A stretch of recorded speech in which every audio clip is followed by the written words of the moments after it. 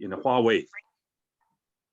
Actually, Huawei is very safe, but the US used the excuse, say, because in industrialization 4.0 and 5G is the key, and Huawei is the most advanced company. And the US, if you use the 5G and the technology from Huawei, not just the US, but also US allies for the Five Eyes Alliance, and then US cannot, surveillance and of other airlines. So it's not equal. So that's the key. Where Americans always think about their chosen people. So the thing about the rise of China cannot accept. I think sooner or later, if India, like China, today's position, in US will definitely make India as the major enemy, as China do this today. Professor, there is another question for you. The question is, how do you reconcile the Chinese desire for inclusive development with frequent complaints of the Belt and Road Initiative being a great cause of great loan problems for many developing countries? You see, developing countries, why they are poor? Because they just rely on the international financial market, like the World Bank or the IMF, to loan the money for them. But for industrialization, you need invest a huge. So the gap is very huge, actually. They want to share the China's open reform experience. That if you want to get rich, build the road. If you want to get rich quickly, build the motor road. If you want to get rich immediately, build the internet road. So that reason I think Indian economy developing very rapidly, because Indians electricity, Indian infrastructure much better than before, right? So that's very important. So private capital not so much interest in doing so, including the US, the infrastructure also very old, they need updates, but the private not so many interests. So and then the US claim the BI, the developing financing, the so-called debt trap, actually including Sri Lanka. 1/10 of the Sri Lanka's debt is from China, 90% from the West. So why you claim this 10% can pay the costs for the 90%? Because China not join OECD. So if you're not join OECD and then Paris Club, then to set the guidelines for other developing countries. So the West still want to dominate the debt governance system. So that claim China model, so the debt trap. Thank you, Professor. The next question is on, the question is regarding United Nations. For addressing common world issues, would one agency be better than two competing groups, each led by one of the two big powers? What is needed for reform of the United Nations to make it more effective, and what role can China play in it? Actually, China, we are a permanent member of the United Nations Security Council. We always claim that the Chinese vote is not just for China itself. It's also a vote for the developing countries, because it's only developing countries seat in the UN Security Council. China also said that we said people oriented, people first, that not just a strong technology and rich countries, rich people to dominate the global governance. So that's the reason I think the United Nations should be on the center of the global governance and international law. But we understand United Nations now has 193 members, right? Their gap is huge between poor and rich. So maybe in the future, we need to build maybe community of shared future on the basis of the people-oriented global governance structure. It's like a European Union. They have the dual system, a voting system, GDP and population, and then you have the vote seat in the European Parliament, so-called the qualified majority voting system. So maybe the world governance, we need also to take care of both GDP and people. Then China and India, actually, we definitely 1/3 of the world population, but our seats in the UN is only 2. It's not enough. So I think we need to reform maybe the international system, make sure it's more towards the people oriented. Professor, the next question is, trade is essential for the global development initiative. And the Chinese President Xi also spoke of the need to facilitate easier trade among nations. And in this regard, China has also sought to join the Digital Economy Partnership Agreement. While joining such Digital Economy Partnership Agreement calls for a high degree of data openness and transparency for its members, is China considering amendments to its data laws, or how do you see this? Your take on this, please. We need to set the rules for digital trade, digital economy, and even security, because the WTO not covered the new era. Now the US, the G7, want to set the rules of the digital in the name of the human rights, because in China we are a more circular society. The face identification technology used very popular, right?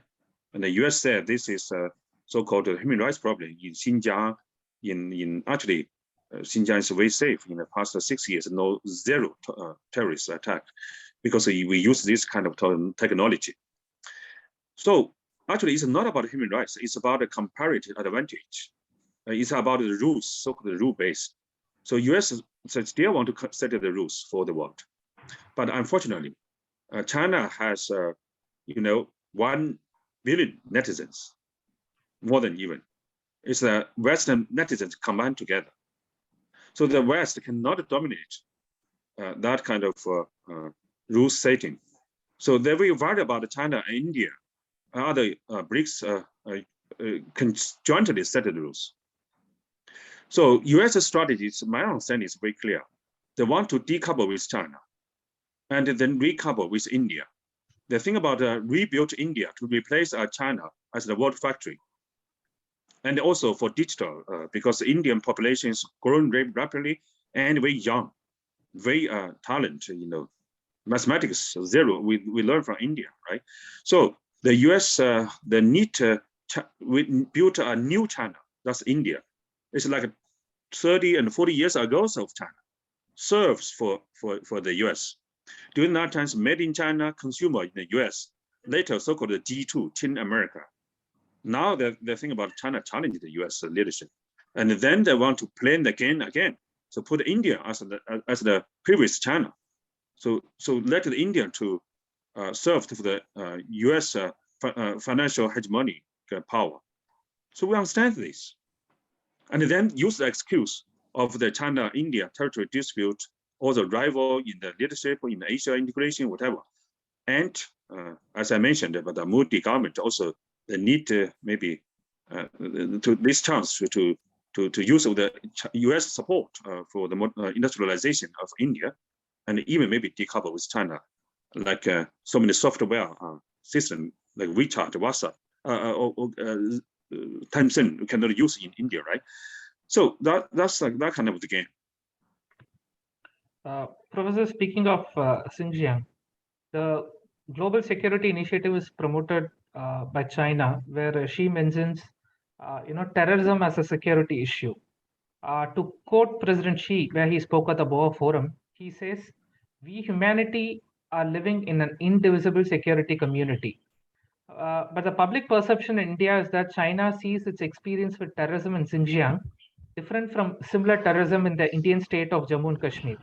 While in India, China is seen as supporting, unwillingness of a certain state to action against known terrorists. So, how do you think the Global Security Initiative can induce states using terrorism as a coercive tactic to refrain from doing that? Terrorism is the common challenges for the international community. Whatever terror attack in Xinjiang or in Kashmir or in any Afghanistan, this is the common challenges to the UN Charter peace principles of even human rights. So China and India actually we work together under the SCO framework because SCO is more focused on the anti-terror, anti-sabotage, anti-fundamentalist.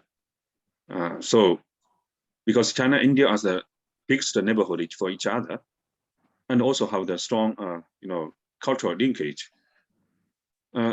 we understand the Indian government is very sensitive to Kashmir because you have territory disputes with Pakistan, and you think about China, Pakistan is a all-weather partnership. We understand also China, India, Pakistan, India territory dispute because of the Great Britain is a so-called legacy. So we need our Asian wisdom to solve this problem.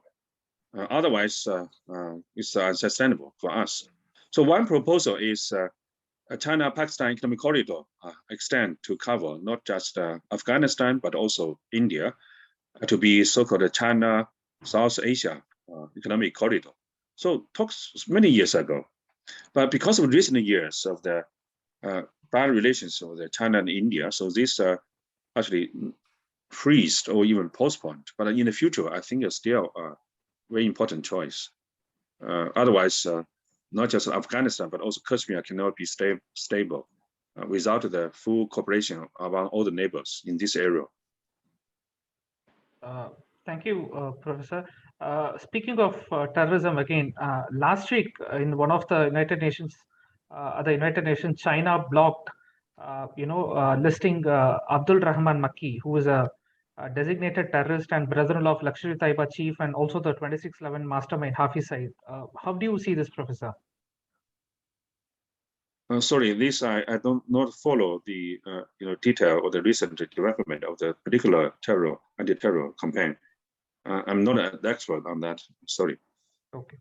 The next question is from one of our viewers. She has asked, how would you see Russia directly or indirectly figuring into the global security initiative equation in the coming years or decades? You mean Russia, Ukraine conflict? No. How do you see Russia in the global security initiative ambit? Okay, Russia as a permanent member of the United Nations Security Council, of course, play a very important role. But the problem is now the US, NATO, they want to build new security framework to replace the UN. Even they want to change the veto power. They use the name of the democracy or autocracy to build a new international economic and security framework. So that's very dangerous. Also, it's very dangerous to China because we solve the problem of Taiwan. The UN resolution of the 2758 said very clearly Taiwan is part of China. But now, if you think about the UN system not work, you want to make the resolution be empty or undermine the principles, and then you put in a democracy or summit, put Taiwan to bypass the sovereign state principles. That's make the difficult of the China-US relations. Thank you very much, Professor. We have come to the end of what has been a very interesting discussion. We still have only around 6 minutes left. So now I call upon Commodore R.S. Vasan, Director General, Chennai Center for China Studies, to deliver this concluding address and vote of thanks. Over to you, Vasan, sir. Thank you, Bala. Thank you, Dr. Wang. That was an interesting, exposition of how China looks at the two wings, namely the GDI and the GSI. Though I had many points, as Bala says, there are only 6 minutes. I'll try and flag a few issues. There can be no doubt that the world requires both the system of the development and security. This is where there is confluence of understanding as far as how we need to do it. There are, of course, perceptual differences on how do we achieve this. Because the global south and the global north have always existed, and these differences have continued. We have not been able to bridge this. Whether it's because of India-China standoff, or whether it's because of the Russian aggression in Ukraine, we found that we have not been able to meet the SDG, which you also mentioned, the Sustainable Development Goals. And that itself is a huge target, and there's been a setback mainly because of the pandemic. And therefore, to bridge this gap will be a great challenge to the developing countries as well as the developed countries. You mentioned about in one of your slides about the requirement for mutual respect, equality, and mutual trust. in the India, a large number of us in India, are firmly of the belief that this is one area where there is total trust deficit between India and China. I'm sure you understand this, and particularly because even after the Panchashil, which again spoke about coexistence, respect for each other, etc. We found that, 1962 was a bad example for us, where the entire issue was literally sought to be resolved. And again, we found, despite various agreements in 93, 96, 2001, 2005, 2016, Galwan, again, there was an attempt to. So I do not see much of hope in the two countries coming together as far as, bridging the trust deficit is concerned. We did mention BRI. There are basic concerns about why India has not joined. I'm sure you all are aware of that. We have been very clear that this has been unilateral in its approach, number one. And number two, it passes through a disputed territory. It's not even disputed as far as India is concerned. The Pak-occupied Kashmir area through which your CPEC, we call it China POK Economic Corridor, passes through, is not something that was welcome in India. Because I cannot now today draw a line through Beijing and say this is the economic corridor. So this is something that we are not happy about, and that is a difference that will continue to exist. So we will not endorse BRI. It is the stated stand of the government of India, which also saw that we did not participate in the BRI. It's entirely because of this reason that it violates the principle of sovereignty of a nation, because this is passing through a disputed area in your assessment, but we are saying it passes through our legitimate area as was followed. He also made out a point about the legacy of the British who left this behind for us. But we always, again, in our forums clearly said that you use it very conveniently.